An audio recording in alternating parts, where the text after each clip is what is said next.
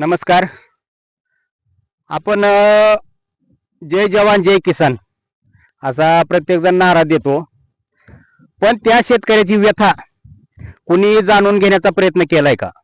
आज त्या शेतकऱ्याच्या मालाला कवडी मोल भाव आहे, त्याच्यामधून त्याच्यावर निसर्गाचं संकट असतं, शासनाच्या वेगवेगळ्या योजना असतात, पण त्या सर्वसामान्य शेतकऱ्यापर्यंत पोहोचत नाहीत.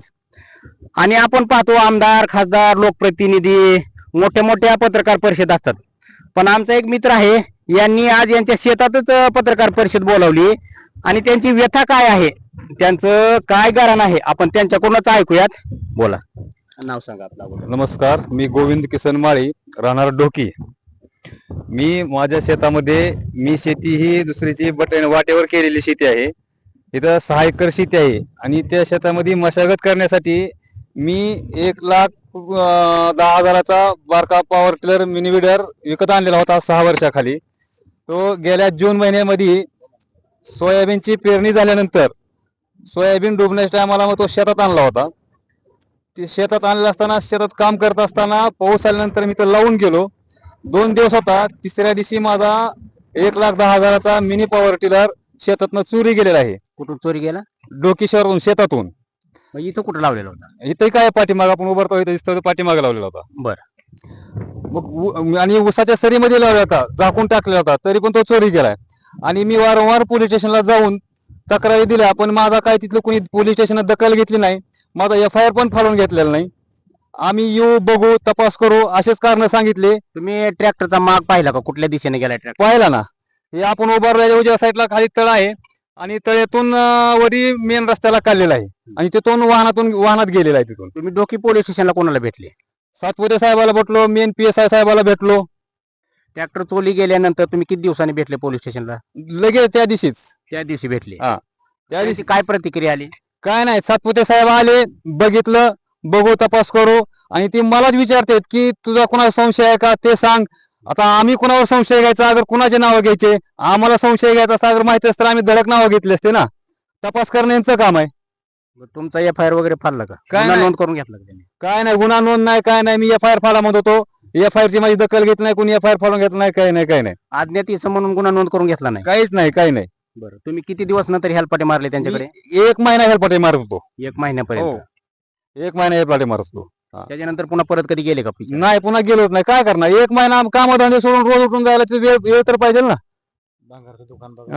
आम्हालाच भंगारचं दुकान बघा, मुरडला जावा, इकडे जावा, खेडेपाडे बघा. मी कुणाला तुम्हाला माहिती का? तुम्ही जाऊन बघा. 15 दिवस हिंडलो मी. तेर शिवारात फिरलो, मुळेवाडी शिवारात फिरलो, थोरसरवाडी गेलो, इकडे वाकरवाडी गेलो, रुई तोगाव गेलो. प्रत्येक रस्त्याला मी जाऊन आलो. 15 दिवस फिरत होतो. मोहा खामसवाडी जाऊन आलो. काय नाही, कुठं काही तपास नाही. म्हणजे तुम्हाला सोडकायला लावलं? आम्हाला सोडकायला लावलं. तर आपण ही ऐकली एका शेतकऱ्याची व्यथा. यांचा ट्रॅक्टर जून महिन्यात चोरी गेला. त्याच्यानंतर यांनी ढोकी पोलीस स्टेशनला तक्रार देण्यासाठी गेले असता यांची तक्रार नोंदवून घेतली नाही किंवा यांना समाधानकारक उत्तर दिलं नाही. यांचं काम होतं हे जनतेचे सेवक यांनी यांचा गुन्हा नोंद करून घ्यायला पाहिजे होता आणि तो संबंधित कोण माणूस आहे त्याला ओळखा. आता यांनी सांगितलं की हा ट्रॅक्टर इथल्या पाठीमागच्या बाजूने त्या विहिरीपाशी निघाला, मग त्याचं नक्षी होती त्याच्यावरती ड्रायव्हरची, ते चिखलात उमटले असणार आहे, तर त्याच्यानुसार त्यांना तपास करायला योग्य होत होतं, पण त्यांनी त्याची दखल घेतली नाही. आणि आज जून पासून आतापर्यंत आता ते पाहणाऱ्यांनीच मोजा की किती महिने झाले आणि पोलीस यंत्रणा किती सर्वसामान्य शेतकऱ्यांची दखल घेते व त्यांना किती न्याय व्यवस्था देण्याचा प्रयत्न करते. आपल्यासोबत आणखीन एक दुसरे शेतकरी आहे, तर काय सांगाल मामा? आपलं नाव सांगा. सुधाकर नागोराव पटाडे. काय चोरी गेलं आपलं? माझं पिंक कलर चोरी केलेलं आहे. कधी गेलं चोरी? तरी 4 वर्ष झाले. 4 वर्ष झाले. बरं, आपण याची तक्रार वगैरे दिली होती का? तक्रार दिलती ना आपण. तक्रार दिलती. बरं, तुमच्याकडे काय आहे का तक्रार दिलेली? काही नाही. म्हणजे तुम्हाला पोच दिलीच नाही? काहीच नाही, काहीच नाही. बरं, आणखीन काय? पुन्हा ट्रॅक्टर गेलं माझं, चॅनल बॉक्स तोडून. मोटरीचं विहिरीवरचं स्टार्टर? विहिरीवर स्टार्टर. पुन्हा वायर गेलं. असं किती वेळा झालं स्टार्टर जायचं?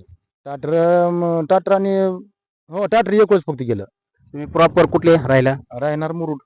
अच्छा, म्हणजे तुम्ही येऊन जाऊन शेती का? येऊन जाऊन शेती करतो आम्ही. पुन्हा वायर 2 वेळेस गेले. विहिरीवरचे 2 बोरचं बी गेलं, विहिरीवरचं बी गेलं आणि 8 नोजल गेले. चिमण्या म्हणजे स्प्रिंकलरच्या चिमण्या 8. तर ठीक आहे, तर जय जवान जय किसान फक्त नारा देऊन चालणार नाही, तर त्या शेतकऱ्याच्या व्यथा जाणून घेतल्या पाहिजे व त्या शेतकऱ्याला मदत केली पाहिजे.